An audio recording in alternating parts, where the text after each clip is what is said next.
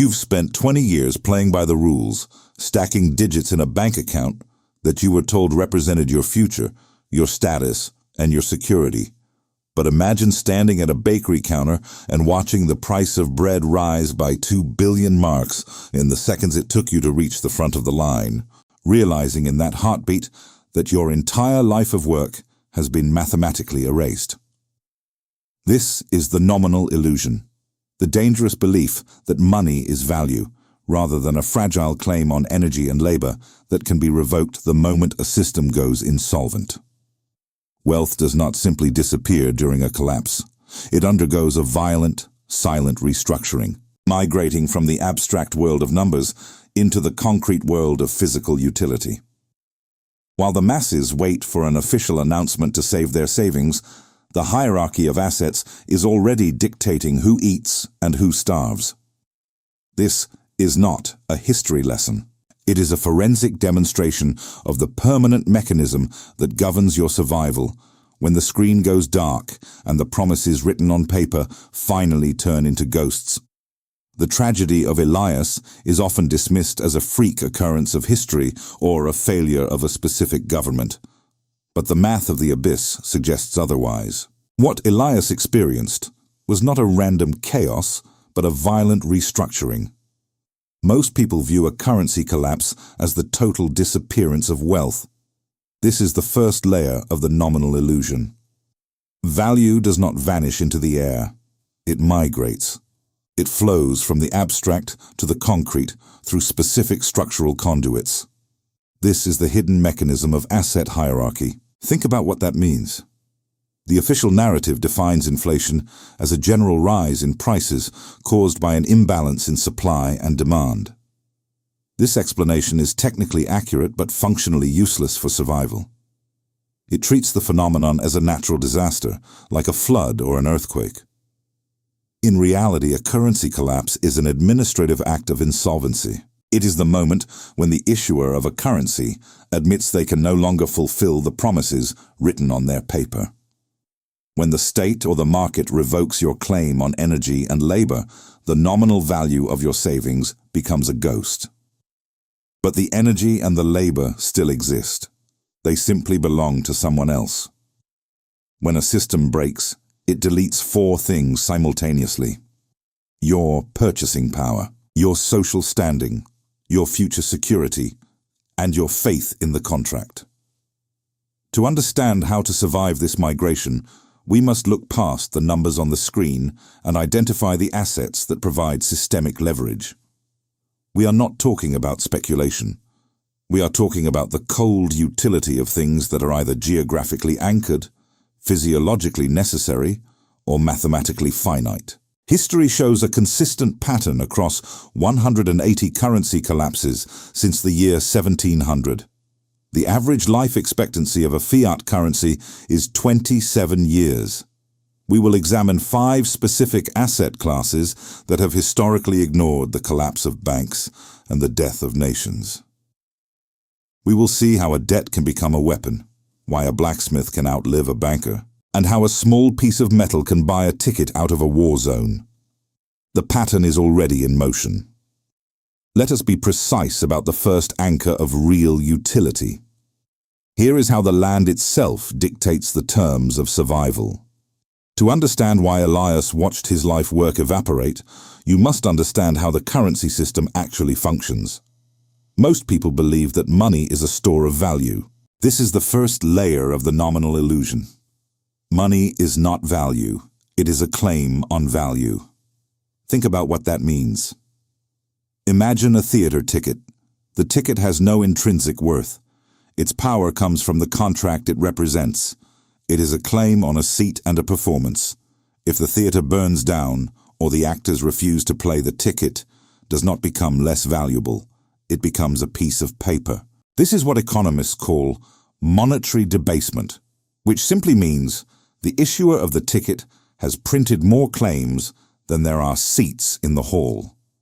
Your bank balance is a record of your past labor. You gave your time and your energy to the system, and in return, the system gave you a digital promise. You believed that this promise could be redeemed for food or shelter at any point in the future. But the relationship between a currency and the real world is not a law of physics. It is an administrative arrangement. When a state faces total insolvency, it does not stop operating. It simply begins to rewrite the terms of the contract. It creates new claims to pay for old debts. As the supply of claims expands, each individual claim commands a smaller portion of the available energy and labor. This is the mechanism of the Cantillon effect, which describes how those closest to the source of money creation receive the new currency before the prices rise, while people like Elias receive it last after the purchasing power has already vanished. Wealth does not die during a collapse. It undergoes a violent restructuring. It moves from the abstract world of numbers into the concrete world of physical utility. While the paper marks in Berlin were losing their meaning, the factories they once bought were still standing.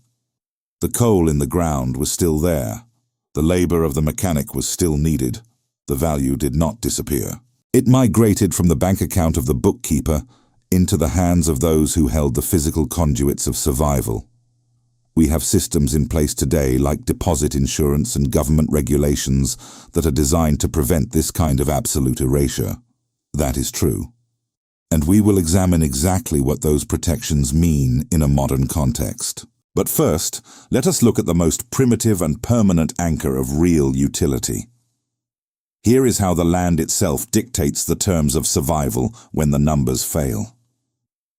I promised to show how the land itself dictates the terms of survival, and the data from the 2008 collapse in Zimbabwe provides the empirical proof. In the urban centers of Harare, inflation reached 79 billion% month on month.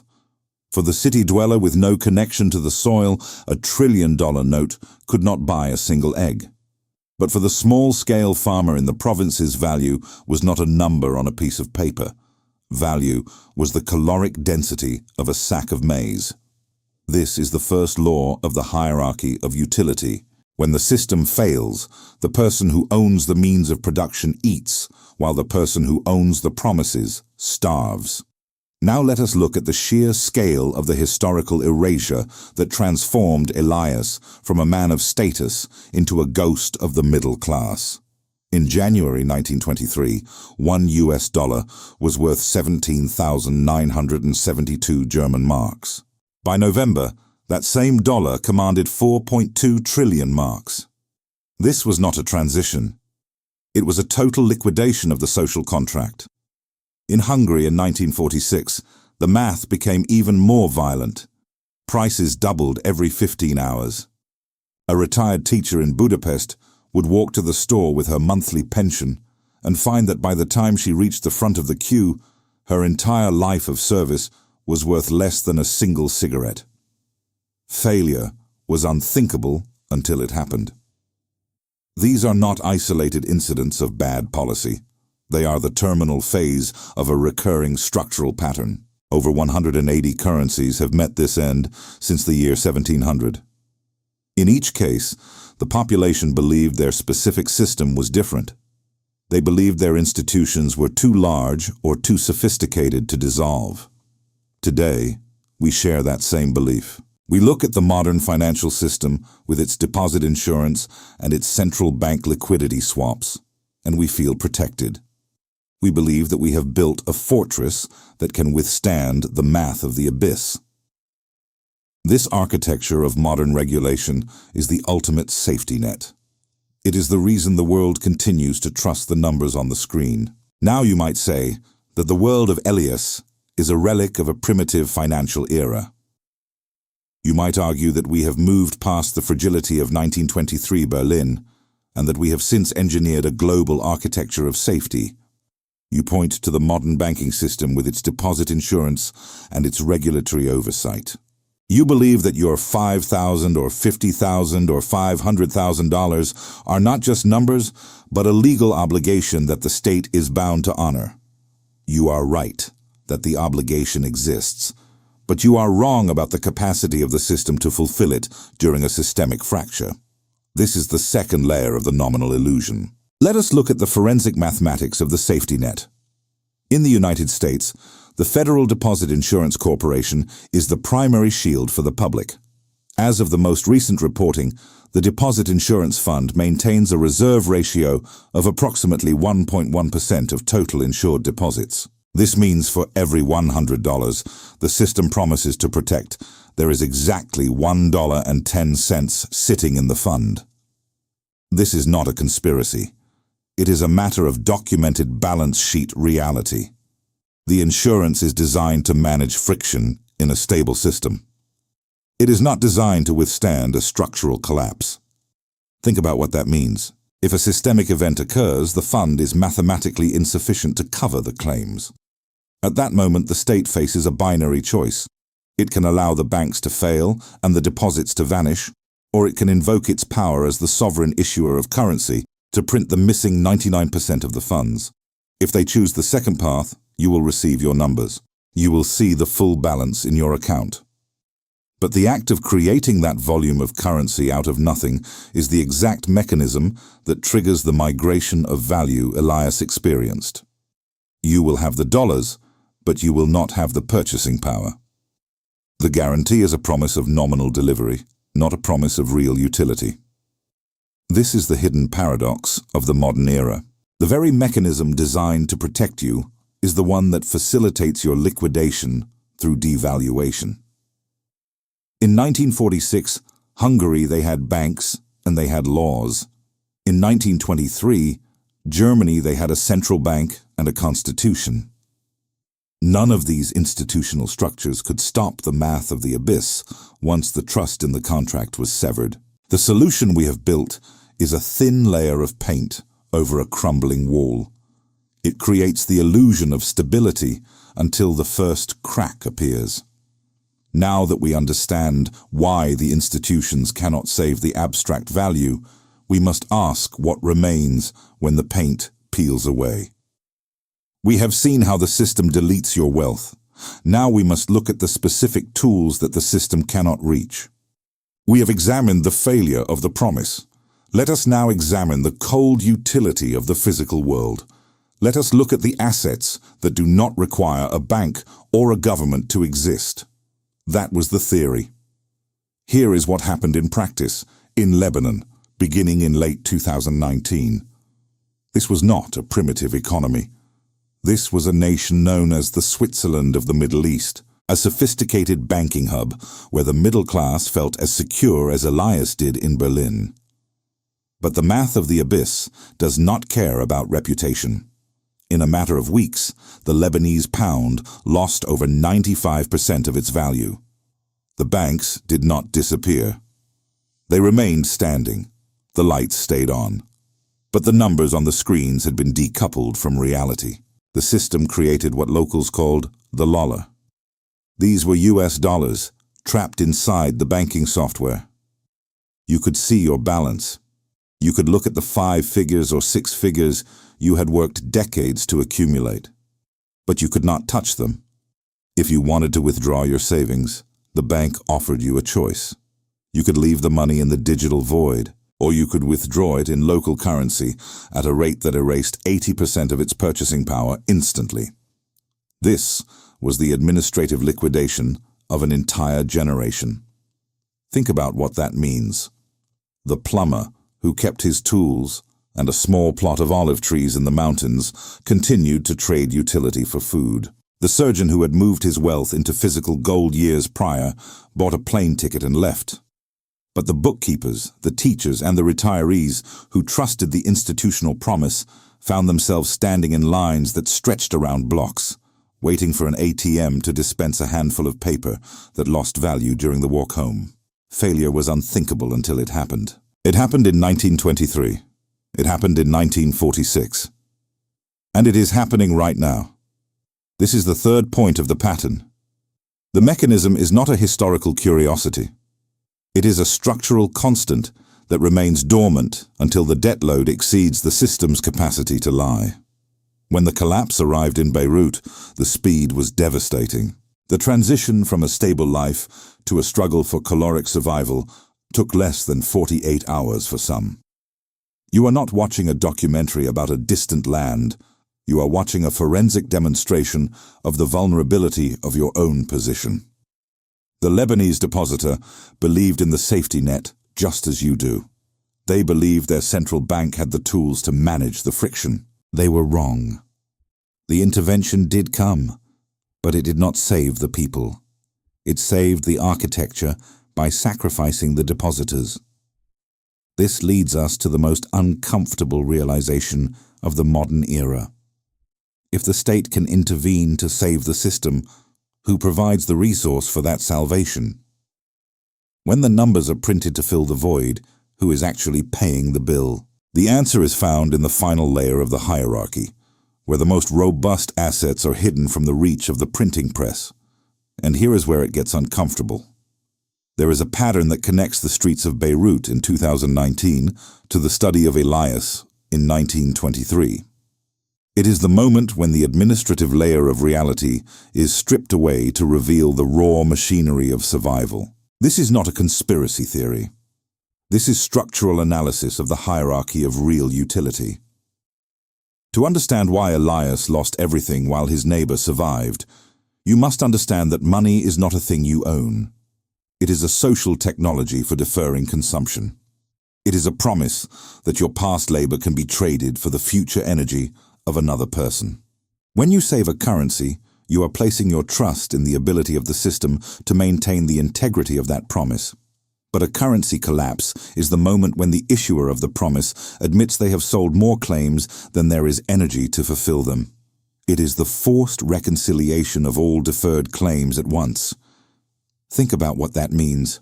Most people view their wealth through the lens of nominal convenience.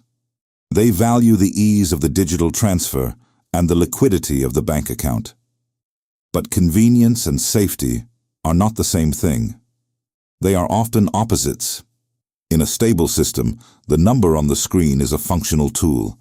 In a terminal system, that same number is a cage. When the state realizes it cannot pay its debts, it does not stop operating. It begins to rewrite the social contract through administrative liquidation. It imposes capital controls. It freezes withdrawals. It attempts to stop the flow of value by decree. But you cannot freeze a relationship. You cannot impose capital controls on trust. The unifying concept of every collapse is the violent migration of value from the abstract to the concrete. This is the law of the hierarchy of real utility. Value does not vanish. It moves from those who hold claims to those who hold conduits. The hierarchy is simple and brutal.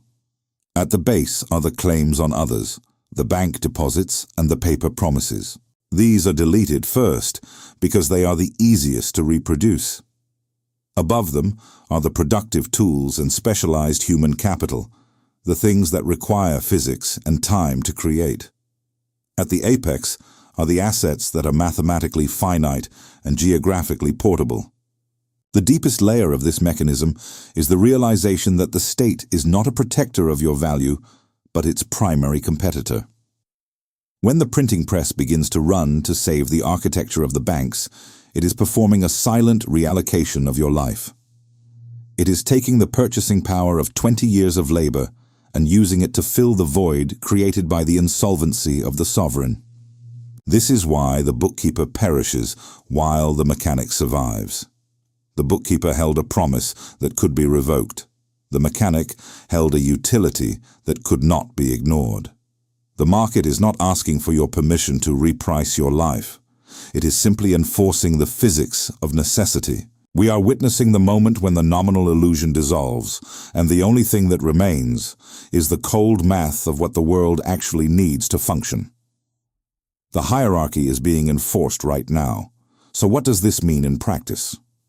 We have spent this time dismantling the architecture of the nominal promise, which leaves a void. If the bank balance is a ghost, we must identify the bone. History suggests that survival is not found in a single magic asset, but in the strategic distribution of exposure across the hierarchy of real utility. I'm not recommending these paths. I'm documenting that they have happened, and that they provided the only conduits for value migration during previous collapses. The first alternative is the landed anchor. Arable land is the ultimate floor of utility because it converts solar energy into the caloric survival of your family. It is the only asset that literally feeds you when the grocery store shelves are empty. But land has a critical limitation. It is geographically fixed. You cannot put a farm in a suitcase. If the collapse turns into a localized conflict, the land becomes a target for seizure or a cage that prevents you from fleeing. The second alternative is the productive tool or the specialized skill. This is the intangible asset of the surgeon or the mechanic. It is the only wealth the state cannot tax or confiscate through inflation. As long as people need their bodies repaired or their machines functioning, you have a claim on their labor. But this requires your physical health and your presence. A skill cannot be inherited, and it cannot be automated when you are old. The third alternative is high-density portable value such as gold. It is the historical ticket out of a war zone. It allows for the rapid liquidation of a life and its transport across a border. Its limitation is that it produces nothing. It is a dead asset that carries the risk of physical theft. Anyone who tells you that one of these options is a perfect shield is selling something. Every choice involves a trade-off between mobility and productivity, between safety and growth. This is the forensic reality of the hierarchy. It is not about what they bought, but how they structured their exposure to the inevitable friction of a failing system. No alternative eliminates the risk. They only redistribute it.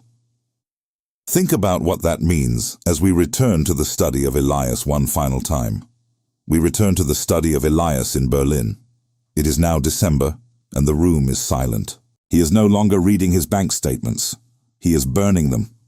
The fire provides a few minutes of warmth, which is the only real utility those 50,000 marks will ever provide again. From his window, he watches the mechanic neighbor. The man is not standing in a breadline. He is in his yard, trading a sharpened axe and a repaired engine part for a basket of eggs and a bag of flour. The mechanic did not save numbers. He saved tools and the knowledge of how to use them. He understood the hierarchy of utility long before the first mark was printed into oblivion. Elias has finally arrived at the core of the nominal illusion. He realizes that he did not own wealth. He owned a claim on a social contract that the issuer had no intention of honoring. Think about what that means. There is a fundamental difference between access and ownership. Access is a permission granted by an institution. Ownership is a command over physical reality. Access can be revoked by a single administrative decree. Ownership remains until it is physically taken. Convenience and safety are not the same thing. In a stable system, they look identical. In a terminal system, they are opposites. The tragedy of Elias was his belief that the rules of the game were more real than the players. He was a man of the middle class who became a ghost because he trusted the map more than the territory. This channel exists to study the fractures before they become fault lines. We do not offer solutions. We provide a forensic analysis of the mechanisms that govern your survival. Inscribing your attention here is not an